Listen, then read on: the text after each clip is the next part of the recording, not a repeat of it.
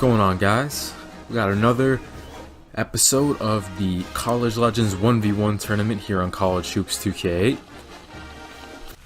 This episode, we're knocking out the Elite 8 of the tournament, you could say. 4 games in this episode, all determining who is going to be in our Final Four. First one on the schedule will be the 1-seeded Oscar Robertson versus the 4th-seeded Gary Payton. Last matchup with Oscar Robertson in it, he took down Steph Curry.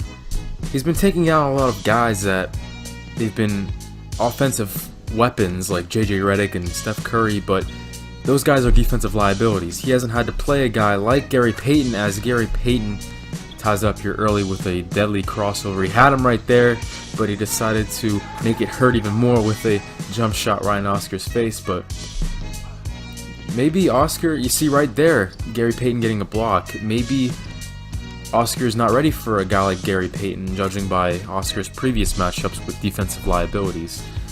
Gary Payton actually has an early lead now, but Oscar will quickly turn the tides with a 2-pointer, making it 4-3 now.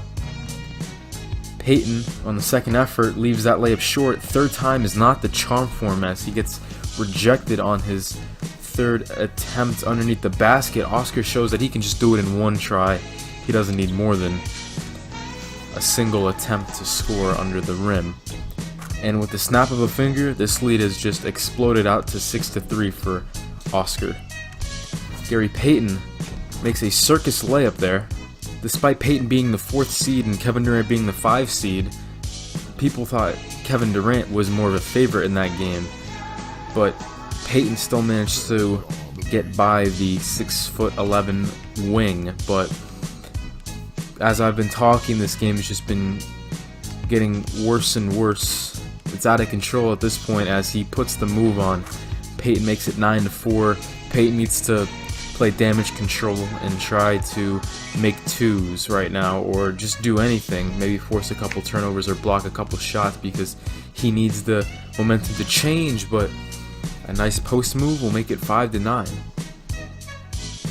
Despite being known as the glove, Payton scratching his head probably right now. What went wrong? As he does get a block there, but he gets out hustled on the offensive glass. He's scratching his head, what went wrong, as he was just in this game. He was up 3-2, and now it's a 10-5 game. Another crazy layup goes for him, however.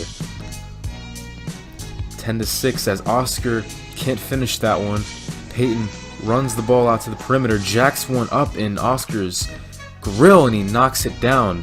Payton maybe having a late upset bid here. He's going to need to amp up the defensive pressure if he's going to want that to go down. But he's unable to, as Oscar drops in a layup, and we have our first man in the Final Four for this Legends tournament. Nice work down low, and he will face the winner of Paul Pierce and Jimmer Fredette, as Paul Pierce gets it started with some fireworks. He took a 3 right off to begin the game. Jimmer actually got a hand on it, but Paul Pierce out hustling him. That's a great lesson right there in basketball. You never want to put your head down after you get a shot blocked or you miss a shot, because there's always opportunities coming for you. But Jimmer Fredette puts in a layup, answers back. Now it's 1-1 as Jimmer Fredette, the 14th seed, has turned some heads, but in the meantime, we need to change the spotlight back to Paul Pierce after another ferocious jam. He had a fair share of those back last round as he put down Magic, but now Jimmer knots it up at 2s. Jimmer actually took down Jerry West in the first round as Paul Pierce takes a 3, missing, and then he managed to also take down Allen Iverson in the next round. Will he add Paul Pierce to his list of upset victims? Only one way to find out. We got to play this game, as Jimmer trying to use his muscle to score on this one, but Jimmer blocks another shot. He crosses over, hangs in, finishes. So far, Jimmer staying away from the 3-point shot, which, it's funny to see that from him considering his playstyle. But speaking of playstyle, Paul Pierce goes back to his bread and butter all tournament. How many tomahawk slams is that throughout this whole thing? I've lost count. Jimmer trying to answer back with the 3. That one is rejected. Paul Pierce getting a hand on it. He wants to tie it up, and he does. With, guess what? Another slam. It's all fours here now. Jimmer going back to the paint. An up and under move will get Pierce off his feet, and Jimmer will score. Now here's Pierce wanting the baseline. Jimmer cuts him off. But Paul says, hey, if you're not going to give it to me, I'll just pull it right in your face. And he does. Converts, and it's now 5-5. Jimmer taking a couple dribbles to his right. He's short on the three-point attempt. Paul Pierce trying a long one of his own. And he will show Jimmer how it's done. Jimmer short on his three-point attempt, and Paul Pierce made sure he made this one hurt as he hit it right in his face. 7-5 ball game. Fredette wanting the baseline, cuts it back to the left. A nice change of direction there as he puts in the left-handed hook. 7-6 as Jimmer closes out on Paul Pierce as Pierce tries another three. This one even long by NBA standards. 7-6 game. Pierce with a double spin. That one will not drop for him, however. Pierce ice cold from three, missing another one. That one off the back rim. Fredette trying one of his own. That is off the back rim as well. And the ball will fall out of bounds as these guys went back and forth for a little bit from three. Both guys ice cold from beyond the arc, which is not something you'd expect in a high-profile game like this, but these guys were. But Jimmer flips the script and ties it up with a layup instead of trying another three-pointer. Paul Pierce will not be outdone, however, as he scores a layup of his own. 8-7 game. Jimmer trying to tie it up. That one will hang on the rim but drop. Tied up at 8. Paul Pierce will try another two-pointer. This one just rims out. That would have been a big shot for him, setting him up nicely, but Jimmer instead will have a chance to take the lead as he makes a crazy layup inside the heart of the paint. Paul Pierce trying another shot from that same spot, and it's just not working for him. His outside game has fallen ice cold. A zig and a zag from Jimmer as he fights off Pierce, just gets the ball over Pierce's outstretched hand, trying for another block. And just like that, Jimmer is 1 point away from the Final Four. You can taste it pretty much, but Paul Pierce would not let him have it without a fight as he muscles through Jimmer. He got the basket, but now he needs a defensive stop as Jimmer tries one from the spot that Paul Pierce just missed two from, and no luck from Jimmer either as Paul Pierce gets him on the cross, but he decides to pull it out. Pulls it from way downtown. I cannot believe he just took that at this spot in the game. His slashing's been working all throughout the tournament, but instead he tried the three, and Jimmer retaliates with a layup, knocking down Pierce again. Jimmer will play Oscar in the Final Four, and Jimmermania still alive, folks. You better believe it. 14th seeded Jimmer playing the 1 seeded Oscar. Our first Final Four matchup is set, but now we need to see which two big men will have similar fate. This one we have Lew Alcindor, the 1 seed in the big men bracket, facing the 5 seed in Tim Duncan. Alcindor in the first round had a scare, but in the end took down Tyler Hansbrough. Then he went on to beat DeAndre Ayton in the second round, the Youngblood. Tim Duncan has had similar success himself. He beat Patrick Ewing of Georgetown in the first round. Then he went on to beat Hank Gathers, the 13th seed, who had upset Blake Griffin in the second round.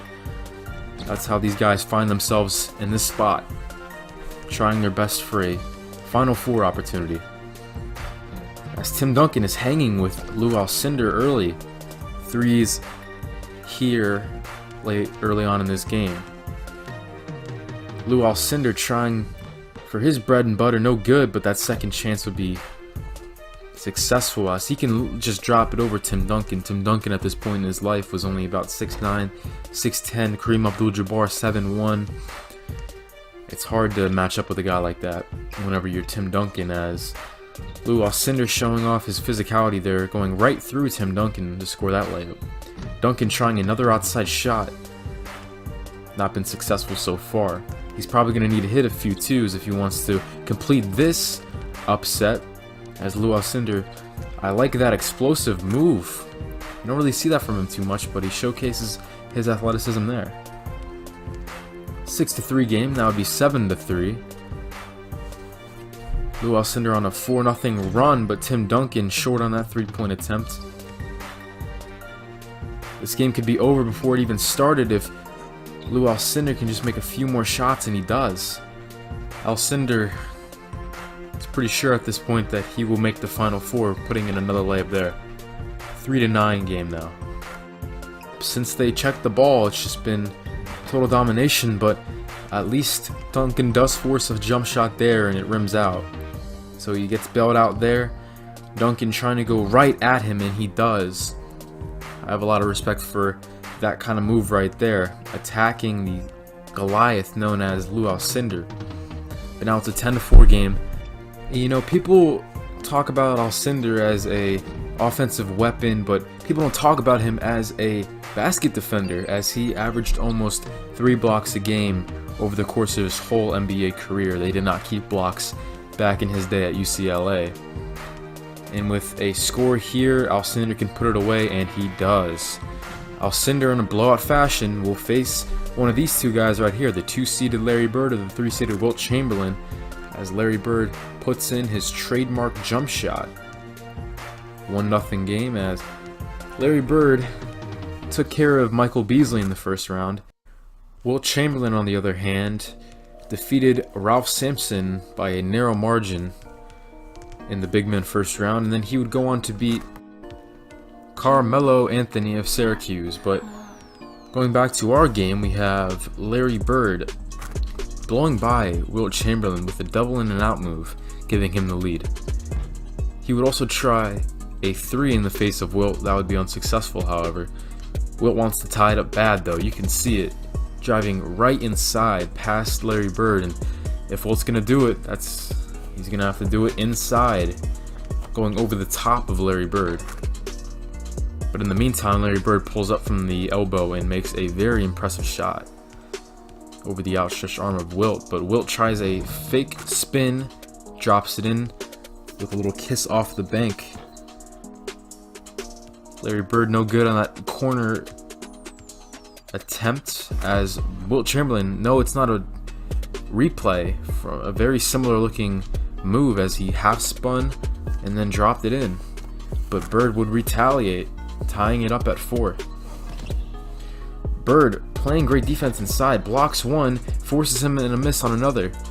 Bird sprints the ball out, makes a move, drives left, comes back right. That is good. Going right past Wilt Chamberlain, as Bird in this tournament has shown the ability to score inside as well, as he blocks another one, but he's not as lucky off the bounce, as Wilt just takes it, puts it in, and we have a 5-5 game here. Bird drives past Wilt Chamberlain with the behind the back move, however, punches it down with 2 hands, giving him the lead. But Wilt would not be done just yet, or would he? As Bird, with possibly the best block we've seen in the whole tournament, 6-5 game, as Bird knocks over Wilt, making it a 7-5 game, and he's in the driver's seat. A clash of 2 different styles of play, as we have Bird, the sharpshooter, and Wilt, the glass cleaner and inside scorer. But now Wilt wants to drive it on the right wing. He goes underneath, the up and under move gets Wilt, and he will drop that layup in. Bird getting anything he wants inside, which is something that you wouldn't expect when you read the matchup between Larry Bird and Wilt, but that's what he's doing. He's driving inside, going through the teeth of the defense, but now Wilt puts in a circus layup of his own, but Bird will pull up. That one off the right rim. That would not go. Wilt, playing good defense, has the chance of tying it back up again. He spins, no half spin this time. This time he completes it, puts it in with the right hand. We're all 8s here. Both of these guys trying for one last chance at that Final Four, as Bird wants it.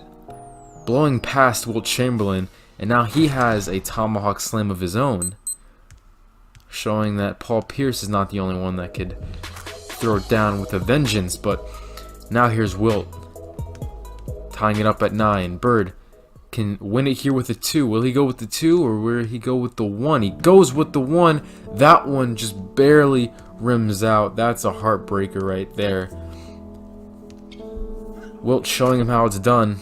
Puts in a layup. Now it's 10-9 as he is at game point. Bird trying to cross him up again. Another layup that would just barely rim out. Bird with his back against the wall. He gets the block he needs, but does not get the rebound he needs. Heartbreaking loss for Larry Bird, as he seemed to be in control until he started missing the crazy layups that had given him the lead initially. And now Wilt is our final guest in the Final Four. Let's take one last look at the whole playoff bracket. Oscar and Jimmer lead the way for our guards. Lew Alcindor, Wilt Chamberlain headline the big men. Next episode, I will bring you the Final Four and I'll bring you the championship. Leave down in the comments who will reign victorious. Will it be the all-around attack of Oscar, Jimmermania, the crafty post work of Lew Alcindor, or the blue-collar work of Wilt Chamberlain?